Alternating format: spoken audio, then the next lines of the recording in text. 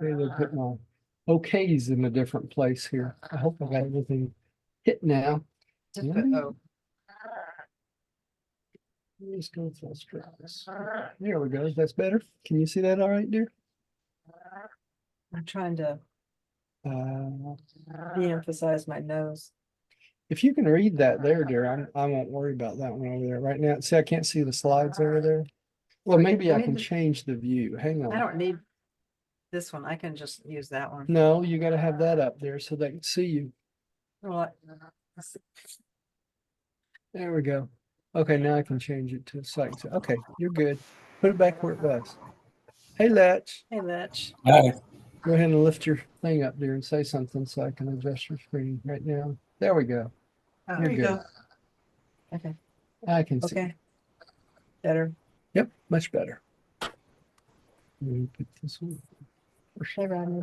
Hello, everyone. This is Dr. Roger Paul, and tonight we're going to start a new paper, paper 111 from the Urantia book. And this paper is The Adjuster and the Soul, and the slides is The Adjuster and the Slow -2, or the regular one. They're both exactly the same on this particular one because there's not any pictures with this. So the one with pictures and without is exactly the same. Let's say a little prayer and we'll get started. Father, thank you for bringing us together tonight. Thank you for this wonderful opportunity to share your wonderful revelation for us. We thank you for those who come and watch at home and at Vimeo and YouTube and all the other places. And we pray that these meetings bless their lives and make a change in their lives. And this revelation spreads like wildfire so that many, many, many more people can get the benefit of this before they go into the mansion worlds. We say this in the name of your son, Michael, Jesus of Nazareth. Amen. Amen. All right. And there's Rodney and Rich. Okay. Is it Rich or Rick? Rich. Rich. Hello. Yes, Rich. Rich. Thank you. Hello. Hello. Hi. Okay. Let me go over here and get to the right slide. And we're ready to go. Okay, Diane, you want to start out first tonight, dear? Okay. Paper 111, The Adjuster and the Soul. The presence of the divine adjuster in the human mind makes it forever impossible for either science or philosophy to attain a satisfactory comprehension of the evolving soul of the human personality. The Urantia soul is the child of the universe and may be really known only through cosmic insight and spiritual discovery. So in order to appreciate this, we have to realize that there's always three parts, right? The number one part is the thought adjuster, okay? The soul, which comes usually around the time the thought adjuster becomes active, the soul is that embryo in our beginning life that gets built up from our experience. Okay, so the soul is what we build so that when we wake up on the mansion world, our soul is incorporated in our new Urantia self. Now, there is a third part of us, and that is mind and our personality, which is a gift from God the Father himself. Our personality is superimposed in our mind, right? But our mind is part of the cosmic mind circuit. Okay, so in essence, all human beings and all beings throughout the entire universe of universes are in essence connected to the mind circuit. Okay, even though you have an individual mind, okay, but that mind is still is encircuited in the mind circuit itself. So on the beginning of this, what they're saying here is philosophy and science have been struggling with this concept that the human being is really, to them, two parts, which is a spiritual part, okay, and a Urantia part, or a soul part. Okay, and we're going to go into this quite a bit in this first section of this paper. So to science, they can't associate the two together, that the Spirit of God and the soul of the human being are both dwelling within one person. Okay. So if you would, you could say we're of two minds, are we not? We're of the mind of the adjuster, and we're in the mind of the soul itself, or the cosmic mind circuit. Okay. And of course, our personality superimposed on that. Now, we know that the thought adjuster does not have what? Personality. It gains its personality after fusion from us. So God the Father, who is dwelling within us, gives us our personality. He does not need to have a personality. He's already got the personality of God, right? So if you would think of it this way, God's personality is superimposed on every single being throughout all the 7 super universes. Make sense? Okay. It says here also they can't come up with a satisfactory comprehension of the human personality, which makes sense. It's a mystery, right? And it's interesting. I like the way they say that the soul is the child of the universe, which it is, part of the cosmos. And it's only can be known through cosmic insight and spiritual discovery. What are they talking about there? Experience. The experiential part of life. Okay. So that spiritual discovery, which we build the soul with, that spiritual discovery comes through not only our experience, but also what? Through the mind circuit of the cosmic insight. Does that make sense to y'all? I didn't lose anybody, did I? Okay. Let's go on to the next one. Roger, Yes. again, I believe personality is bestowed upon us when we're in the embryonic state. I'd agree with you there. I would agree 100% with you there. I mean, must be right after we're conceived. You know, that's interesting too, Rodney, because we know that the thought adjuster doesn't come to indwell us as a human being till about 5.5 to 6 years old as a child, right? Until that point, we're a child of the universe. We're under the tutelage of the guardian angels, but also we are part of our parents up to that point. So you can they term it in something really strange. It's like we're attached to the souls of our parents till that time. You know, they call it can't think of the word off. Parasite. That's it. A parasite off the parents, right? Okay, so that makes it very interesting if you think about it. And then you become a non-parasite at what time? When the thought adjuster arrives. So it's like you're under the influence of your parents totally until the thought adjuster arrives, and then you become under the influence of God the Father. Until your soul is born. That's right, till your soul is born. And that's usually when the soul is born too, is around the time the thought adjuster. Right? It's also interesting that it's that far out from birth that the soul is actually born. Up to that point, it's like you're one with your parents, which is kind of an interesting thought if you think about it. Okay, so let's go on to the next one. Gary, I'm not going to ask you to read since you're driving, so let's go on to Pam. Well, I just arrived home, so I will be available shortly, but not immediately. Okay. So sometime in the future. All right, next time around. Pam, would you take the next one? The concept of a soul and of an indwelling spirit is not new to Urantia. It has frequently appeared in the various systems of planetary beliefs. Many of the Oriental, as well as some of the Occidental faiths, have perceived that man is divine in heritage as well as human in inheritance. The feeling of the inner presence, in addition to the external omnipresence of deity, has long formed a part of many Urantian religions.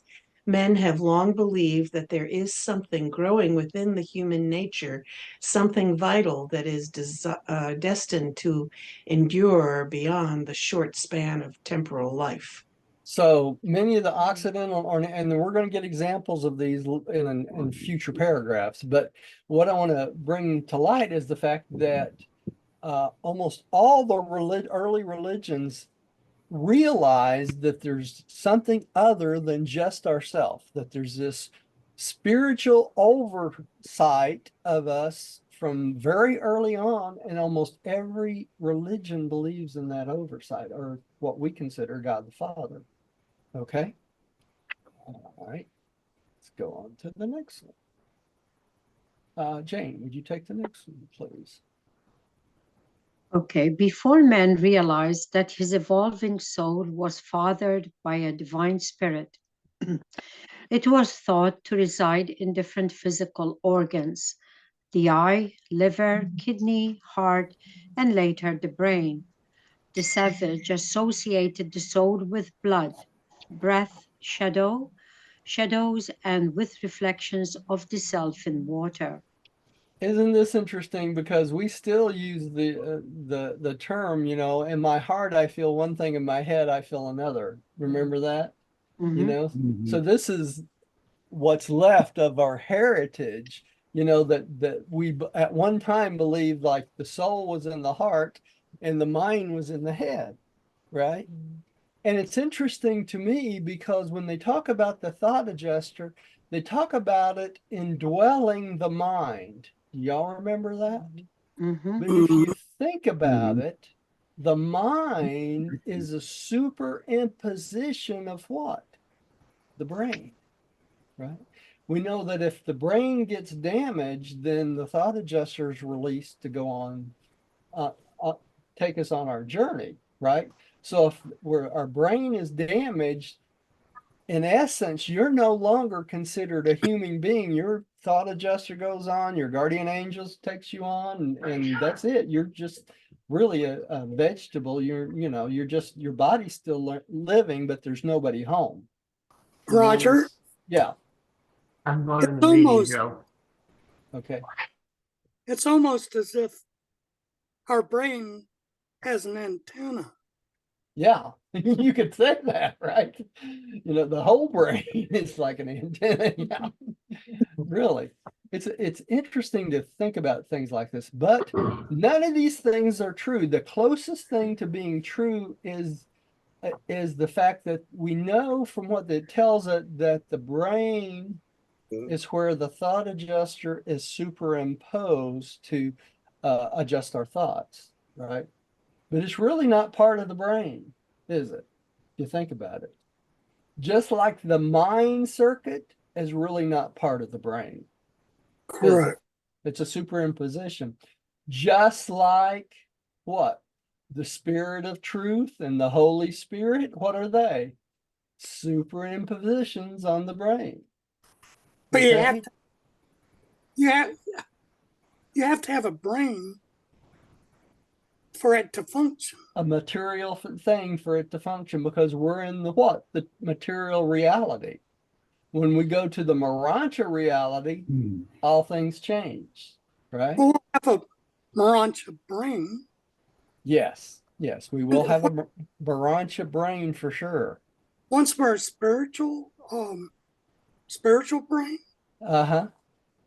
You'll have, well, I don't know if you'd call it a spiritual brain at that point, Rodney, because your material being is of a spiritual nature, which we are not exactly sure what that physical nature is, if you think about it, because it's on such a higher vibration level, we may not think of it as a body anymore. We may think of it as a source, or it's kind of like what you would consider a ghost, right? Because it's totally different than our reality. Hard for us to even understand. Okay, let's go into the next one. I got a picture I'm going to show y'all here in a minute. Hope I don't get in trouble for showing this picture, but it's supposed to be a free download, so I took it. And I'm going to show it to you in a few minutes. Let's see my order here. Lech, would you take the next one? Okay. In the conception of the Atman, the Hindu teachers really approximated an appreciation of the nature and presence of the adjuster, but they failed to distinguish the co-presence of the evolving and potentially immortal soul. The Chinese, however, recognize two aspects of a human being, the yang and the yin, the soul and the spirit. The Egyptians and many African tribes also believed in two factors, the Ka and the Ba. The soul was not usually believed to be pre-existent, only the spirit. So notice how all these evolving religions all came up with this dual source type thing, right? All of them, like the yin and the yang, the ka and the ba. These are all examples of the concept of a spirit side and a soul side. The spirit side being that of the thought adjuster, the soul side being that of the human soul. Okay? And I'm going to show you a really good example, I think the next slide, of the picture I was talking about. Let's see, Rodney, would you take the next one? The inhabitants of the Nile Valley believed that each favored individual had bestowed upon him at birth or soon thereafter a protecting spirit, which they called the Ka.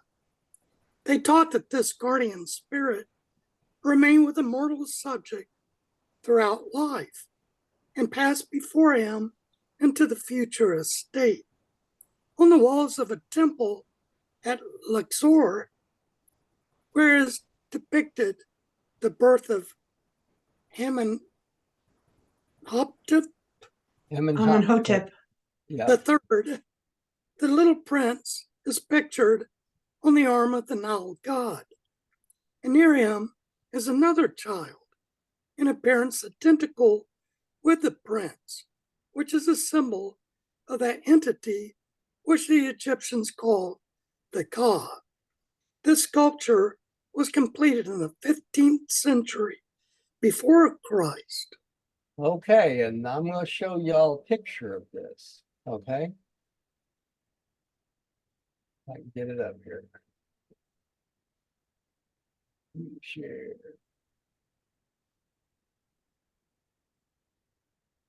Should pop up there. Did y'all see that? Yeah. Okay, this is very interesting, this little picture. There's a lot going on here. You see these little arms here? This is what they considered the Ka. Okay? It's got two parts here. One part is the spirit side, and the other side is the Ka, or the soul side. Okay, but on the arm of this Ka god, they said here, or oh, I can't pronounce it either. But anyway, on his arm are two children. One right here, you see this here? And one right here, and they're duplicates of each other. Okay? And that supposedly represents the spirit and the soul. Okay? Like a total separate entity. Isn't that interesting? I have another little picture of this that I think this should kind of explain it, that I'm not going to use because I don't want to have to pay somebody to use their picture. So let's go back to our slide. I have to be careful what I use and everything. Is this okay? Y'all get the slide back? Yes. All right, we're good to go. So that's the concepts of the Ka and the Ba. The Ka being the soul, the Ba being the spirit. Okay. Did I confuse everybody or everybody still? No, I'm good. That's Everybody good. still got it. All right. I hope I didn't get them backwards there. We'll find out here in a minute. I looked all afternoon. There's another really good picture of this child being two different children, but I couldn't find it to save my life this afternoon. I've seen it about 100 times. Let's see. Gary, would you take the next one? Okay. The Ka was thought to be a superior spirit, genius, which desired to guide the associated mortal soul into the better paths of temporal living, but more especially to influence the fortunes of the human subject in the hereafter. When an Egyptian of this period died, it was expected that his Ka would be waiting for him on the other side of the great river. At first, other kings were supposed to have Kas, but presently all righteous men were believed to possess them. One Egyptian ruler, speaking of the Ka within his heart, said, "I did not disregard its speech. I feared to transgress its guidance. I prospered thereby greatly. I was thus successful by reason of that which it caused me to do. I was distinguished by its guidance." Many believed that the Ka was an oracle from God in everybody. Many believed that they were to spend eternity in gladness of heart in the favor of the God that is in you. Do y'all see how close this is to the concept of the God the Father as spirit and the soul as us, right? And it's talking just this is the exact same thing as we cross the great river, go to the other side, go to the mansion worlds. We fuse with what? The Spirit of God and become one. And that's what they're talking about here. And another interesting thing about this is this king said he basically listened to the advice of his Ka, which would be what? The voice of God, right? So it's right down the same line. It's interesting how all this stuff comes together. All right, let's see here. Diane, I think you're.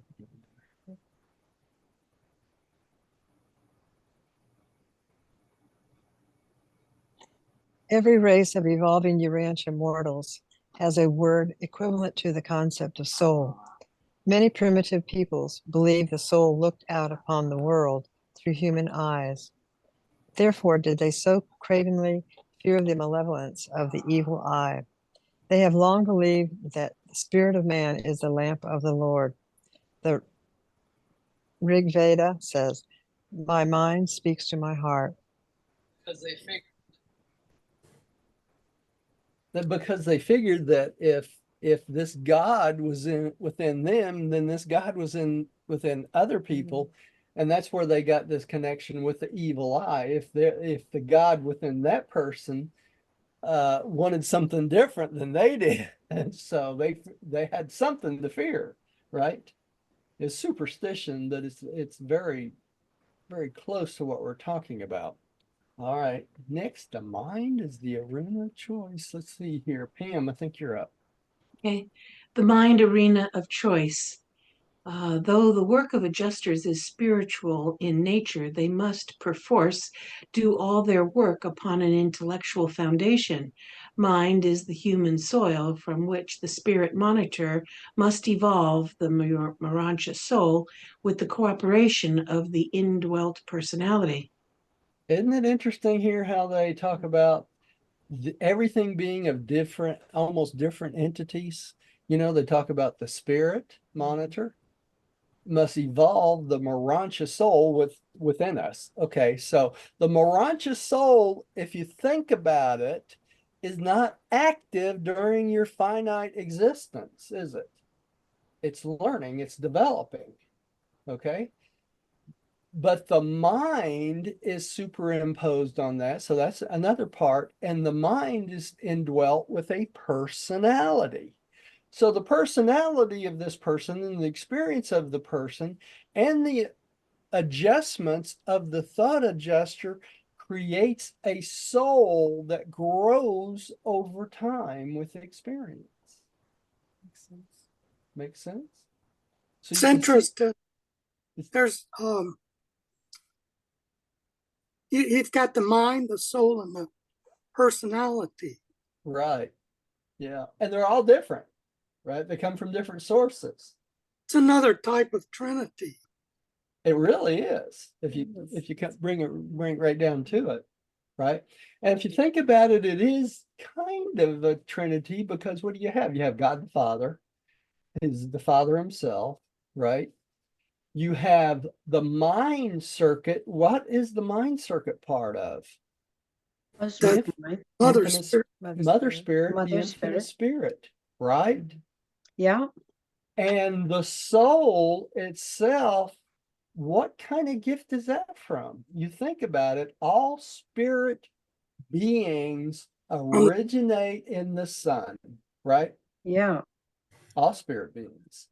So And really, personality the personality from comes the from the Father. Father, but it has to come through the Son, because all spirit beings originate in the Son. All of them. But Yeah, Roger, Jane. Yeah, And when they put it down, the cooperation of the indwelt personality, which right, we know personality is only bestowed by the Father, right. and then Father has given us the will. Mm-hmm. For me personally, I can better understand it if I can tie that personality to will. Well, it is. It is, Jane, really. If you think about it, Okay. Yeah. the will of God, I mean, your will is a free gift of God, right? So your will, you decide things, and the reason you decide things is what? The personality. And every time then, Roger, we decide not to do God's will, then we are not growing that personality because we are outside of it. That's correct. Would that That's be like correct. that then? We are Yes, outside of that personality, which is a gift from the Father, which will that, grow, like you said. It's yeah, an embryo, yeah, but there may be many times because we choose to do it our way yes. that we are not growing that personality. And Jane, it's not only that, if it becomes habitual, what happens? You become outside the will of God totally. Okay. And then what happens? You don't survive, because you never live within the will of God. you live in darkness. You live in darkness, right? Yeah, we'd be rejecting it. Yeah, but would you, now, wait a second, when you go over on the other side, The when you dark die, side. Yeah. cross the river, however you want to term it, okay? Yeah. One of the determined factors, if you're salvageable, they'll try and work with you, but Rehabilitate you you. have to have a belief in God. That's right. Okay, so even if you're outside, would that still apply? You know, Yes. Yes, they do everything they can to rehabilitate you. You have every opportunity. If there's anything salvageable within you, then you will wake up on the mansion worlds. If you have faith that you will wake up. You have to have faith before all of this, right? No faith, no gain, right? yeah, Because you you have got to to believe have in God. You have to believe in God. You got to get there first. But if you can get there, they found something salvageable about you. And on the first detention sphere, which is the first mansion world, that's why they call the first two detention spheres, right? They keep you there to train you. They rehabilitate you so that you understand all these things you should have learned in life, right? As a mortal. That's why I keep saying studying this book is the most important thing we do, because we're preparing ourselves for the real life, not the fun life of running around as a human being, right? It's fun to go out and drink and smoke and chase women or chase men and have all kinds of sex and all that, but that's got nothing to do with your survival, does it? Nothing.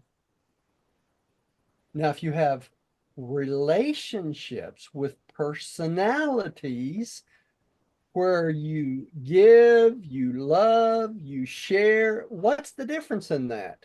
Because that's a spiritual connection, is it not? If you don't have that spiritual connection, you're just wasting your time. Okay? It's hard for people to understand that. Well, it's because life's so short too, you know? And as you get older, you get to our age, most of our ages anyway, when you get to our age, you understand how all these things we've learned are stepping stones for a greater existence. You know, that's all they are. You know, okay. Let's see if there's anything. I love this. This mind is the human soil from the Spirit Monitor. Got that? Mind is the human soil to grow from which the Spirit Monitor, God the Father, evolves the Urantia soul with the cooperation of the indwelt personality, which is your own will. Right? Okay. Spells it out pretty simply there, doesn't it? Okay. You just read. Did you just read, dear? I just read. You just read? Okay, Jane, would you take the next one? Yeah. There is a cosmic unity in the several mind levels of the universe of universes. Intellectual selves have their origin in the cosmic mind, much as nebulae take origin in the cosmic energies of universe space. On the human, hence personal, level of intellectual selves, the potential of spirit evolution becomes dominant with the ascent of the mortal mind. Because of the spiritual endowments of the human personality, together with the creative presence of an entity point of absolute value in such human selves. But such a spirit dominance of the material mind is conditioned upon two experiences.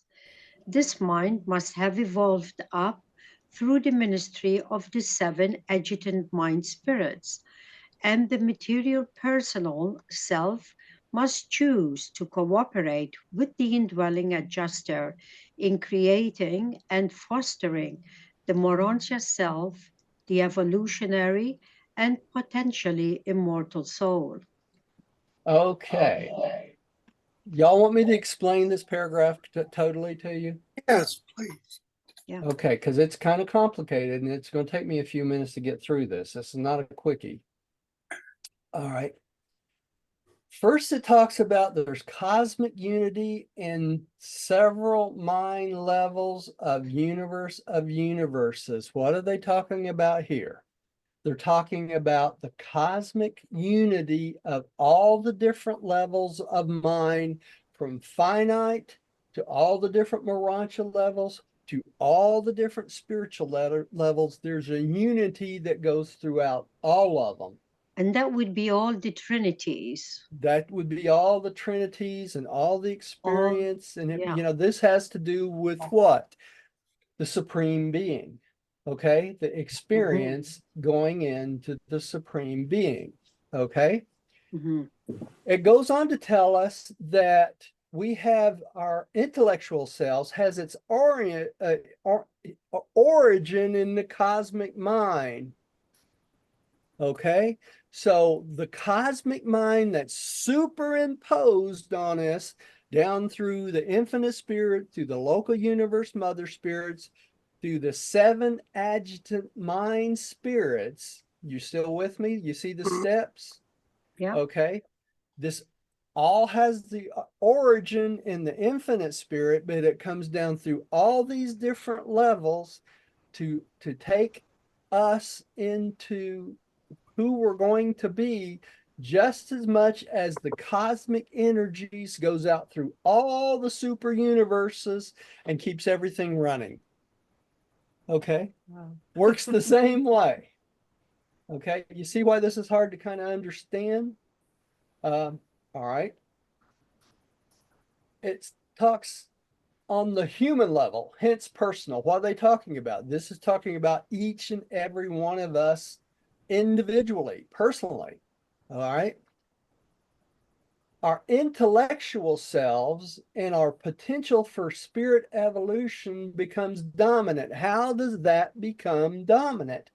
Only through doing the will of God, the spirit influence. Okay. So if you do the will of God, you have potential for spirit what? Evolution.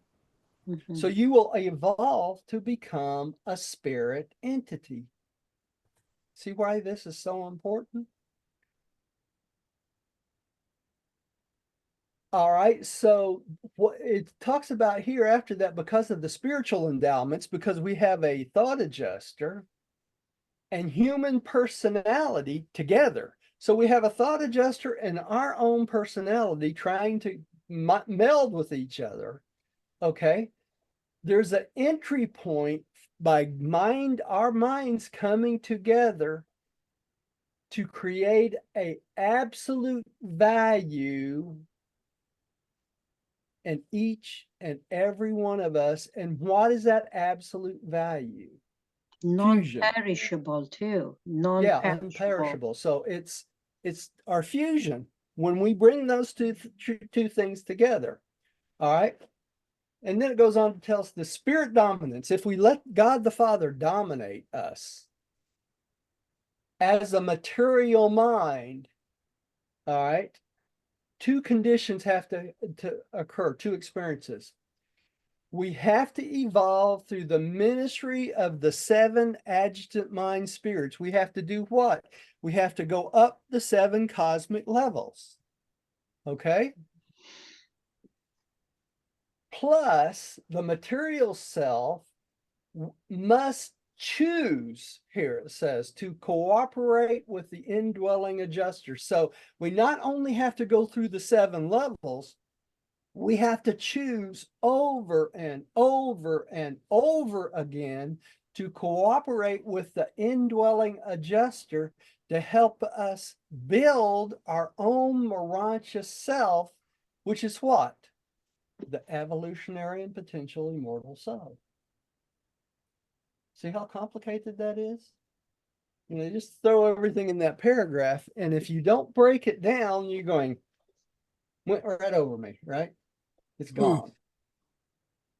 So there's a lot in that little paragraph. And I'll let y'all go back to that when you have time and really digest it because it's really good. Okay. Letch, would you take the next one? Yes.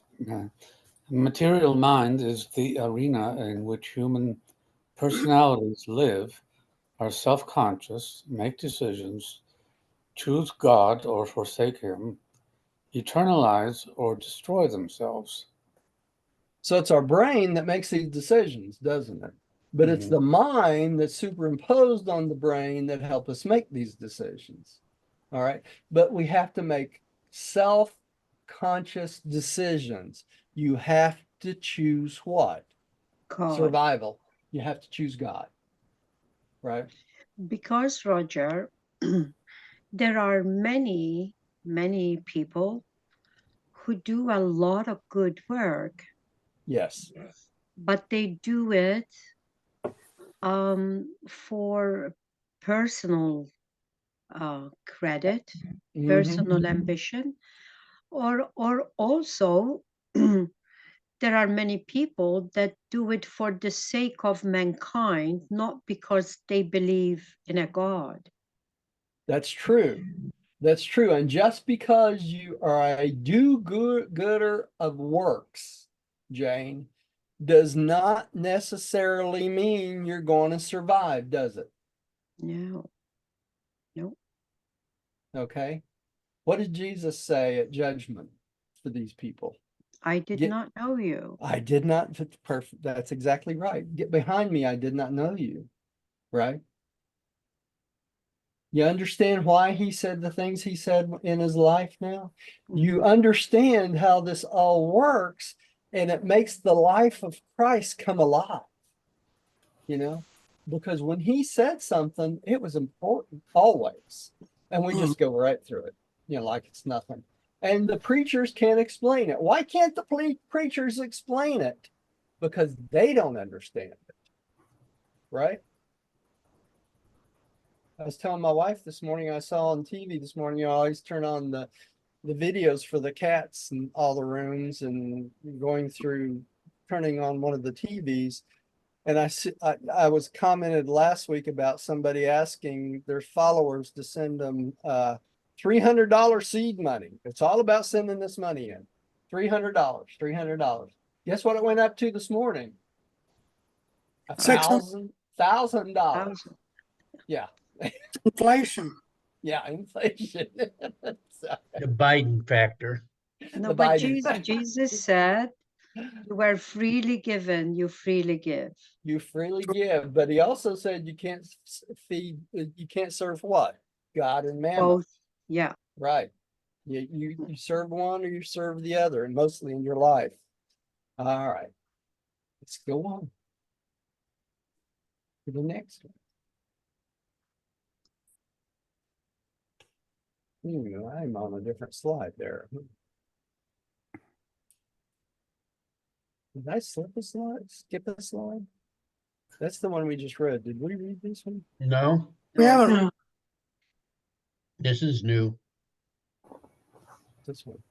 Material evolution. Okay. Here we go. Rodney, would you take it? Yes. Material evolution has provided you a life machine, your body.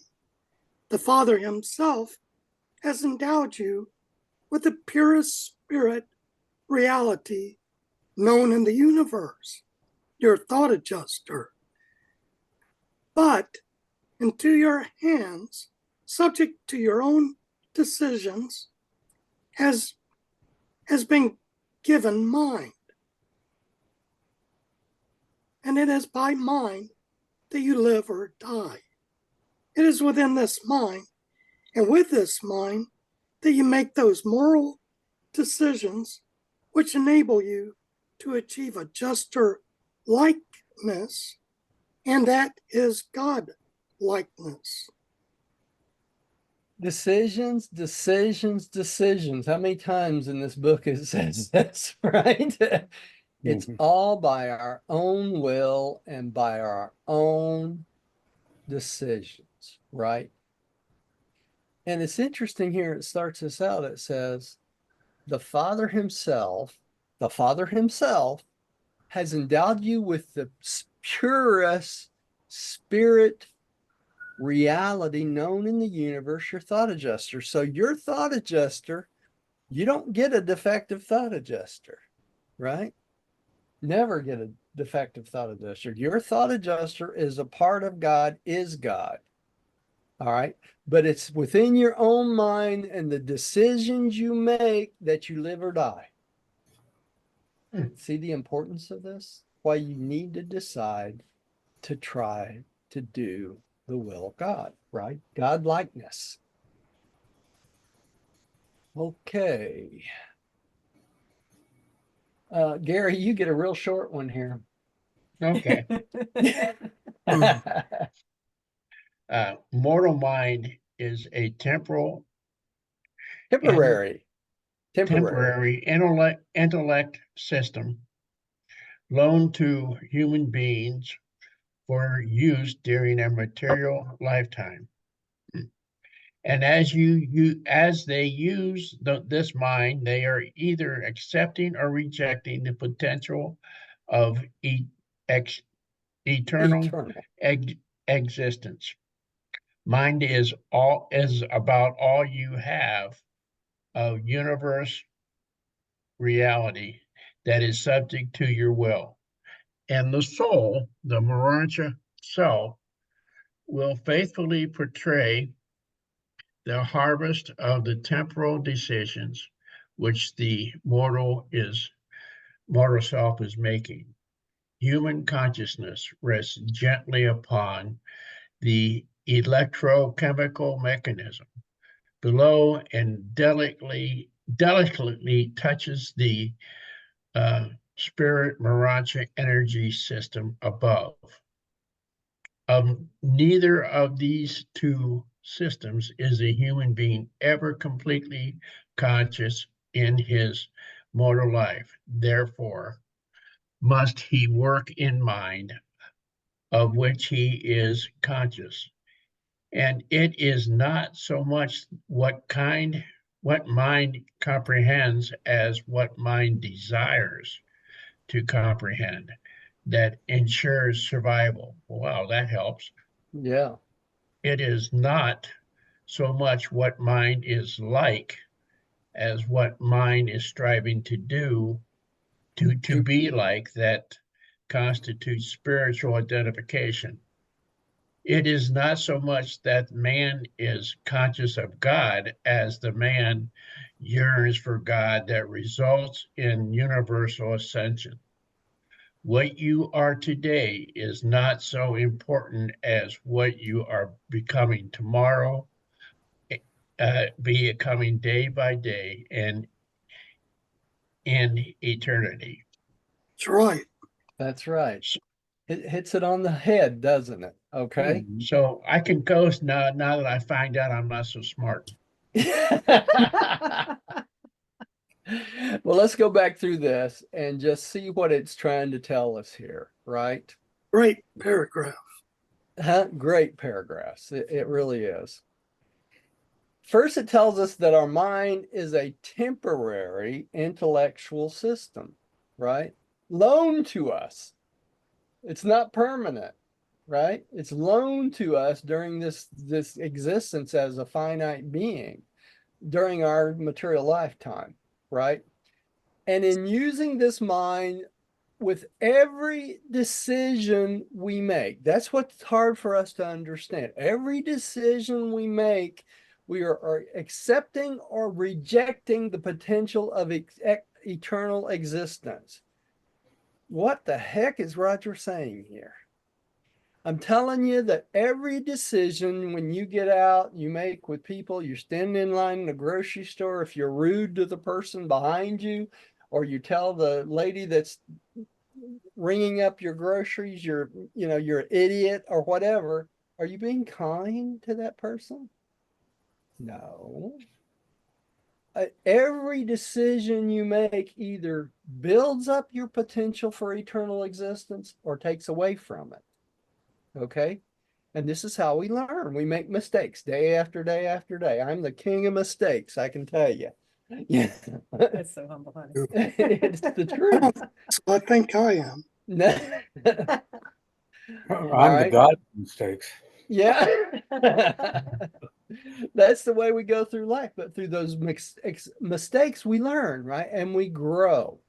And I'm going to go on to the next the next important sentence I think here is human consciousness rests gently, you see that, upon the electrochemical mechanism.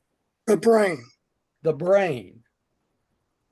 So if you're drinking every night or taking drugs that you don't need, you're changing your electrochemical mechanism. Every time you light up that cigarette, you're changing your electrochemical mechanism, right?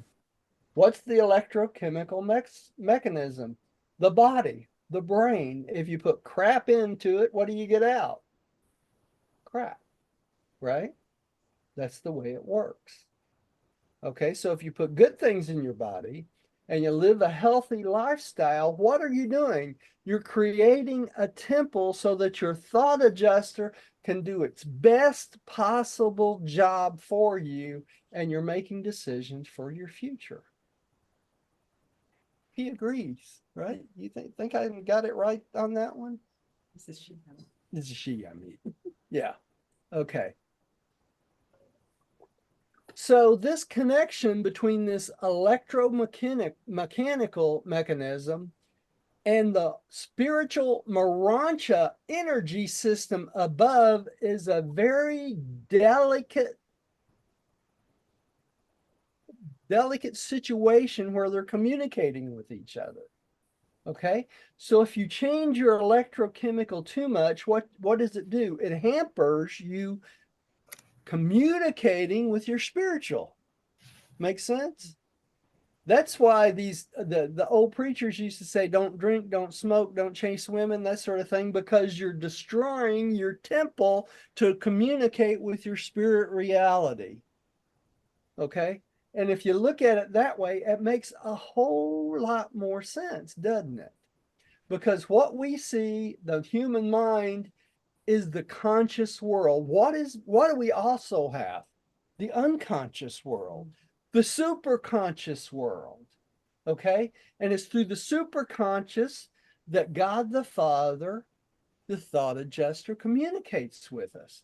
And if we've destroyed our brains, you think it makes it easy for him to communicate with you? It doesn't, does it? All right, so what's the best thing we can do to assure our survival? Okay, we want to make sure that we're spirit identified and that every conscious decision we try to make, we try to stay within the will of God. I think I just hit the thing here, didn't I?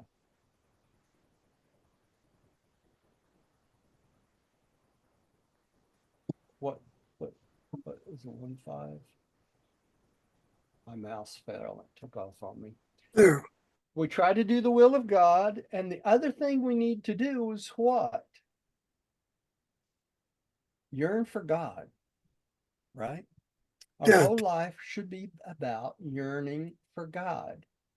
And it's not so much what you do today, it's what you do every single day, day by day by day. And that leads you to where? Eternity.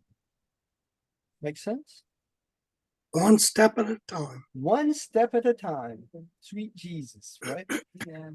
It's the way the song went, wasn't it? Yeah, that's right. All right. Let's see, who's up next? That Diane, I think you're back up again, bro.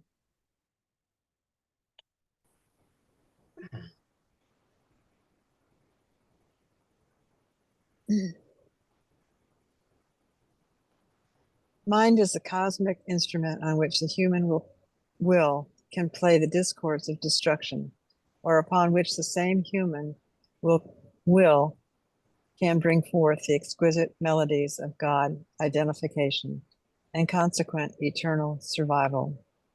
The adjuster bestowed upon man is, in the last analysis, impervious to evil and incapable of sin. But mortal mind can actually be twisted, distorted, and rendered evil and ugly by the sinful machinations of a perverse and self-seeking human will. Likewise can this mind be made noble, beautiful, true, and good, actually great, in accordance with the spirit eliminated, I can't say it. Illuminated. Eliminated, okay, will of a God-knowing human being. I reread that. Darn it. In accordance with the All spirit. right. So eliminated. even the politicians have hope, don't they? So the mind is what we play the discords of destruction. So it's our to destroy oneself, you do it through the human will. That's what it boils down to. You choose good, you choose God, you'll end up what? A God-like, God-knowing human being. Peaceful. Peaceful, right? Even the ugliest, sinful, ugly, perverse, self-seeking human being can get there. All right. So there's hope for all of us. Sometimes I think the human beings have been given an intellect because it becomes our duty through the intellect to question vigilantly every day everything we do so we can make good choices. That's right. That's very Question everything, right? Right. And it's kind of funny if you think about it, y'all. Over the last 2,000 years since Christ first come, how much, what happened to the questioning? What happened, we got 2,000 years of the Bible that has significant problems in it, and no one ever questioned it. It makes you wonder what's going on. And it wasn't till this revelation came, almost 100 years ago, that we started realizing there's something else out there, reality of reality. All right. Well, let's see here. Pam, would you take the next one? Do you think that was What was that? I Gary, Gary, did you ask the oh, question? you're telling me now? Yeah, No? yeah. That's weird. Yeah, do you think the questioning of the Bible in the last reason we didn't question the Bible for the last 2,000 years, or,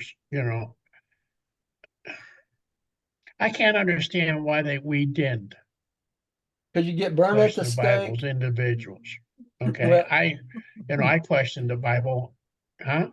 because you get burned I at the was trying to stake, figure that out, and you get excommunicated.